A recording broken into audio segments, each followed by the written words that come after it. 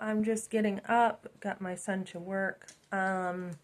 What's going on? So, if you are homeless, best way to get on your feet is work. It really is. So, I had a son who headed right over to New Hampshire, and he's over there, and he only needed 3 days once he got there. He got there Sunday night, spent the night in Boston, uh, got there Monday. Um, had one night in the woods. I think he said he was starting a fire somewhere to stay warm. It was cold. And then I think he stayed. Did he stay? What was the second night? I think he stayed up. Yeah. Signed up for a gym, so he's got his gym membership so he can shower.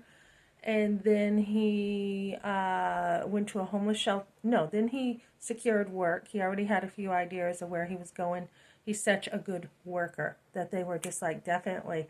Yeah, so he's got his work, opened a bank account, and then he decided to stay at a shelter just because it's so cold. And then he's got a shelter for a while, and then he's looking for a room to rent by a certain deadline, and then after the room, he'll be getting, his own house or place, apartment, whatever. So this is how you do it. And the other ideas were to bus over to a cheaper town for Airbnbs or hotels. So he did this all on his own.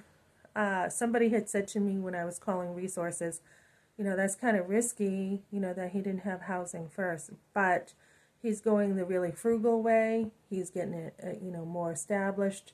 And he's got no problem with, being pretty frugal. So this is the way, like, all my sons live. Like, they all live pretty minimalist. Um, I had one save up $10,000 within a year. He's good with the money. My other son just got a car.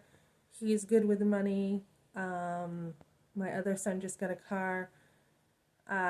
He likes to spend. He likes to spend a bit. He's the only one who spends a little bit more.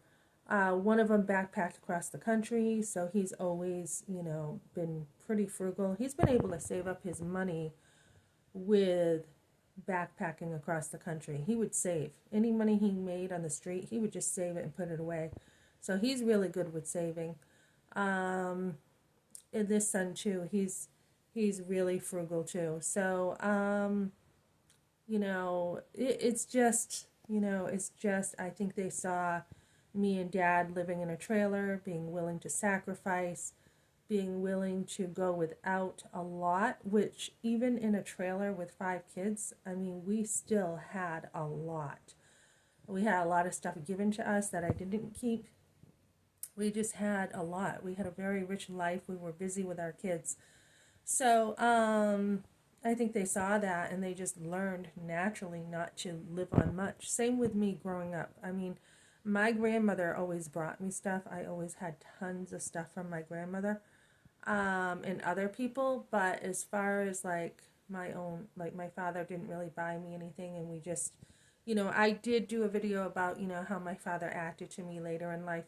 But when I was younger, he did take me fishing. I mean, we went to Bear Brook State Park. We did go, um, we went as a family and did stuff. But yeah, so he just wanted what he wanted when I got older, and the answer was no. So I had my own plans for my life, and I needed to live my own life. So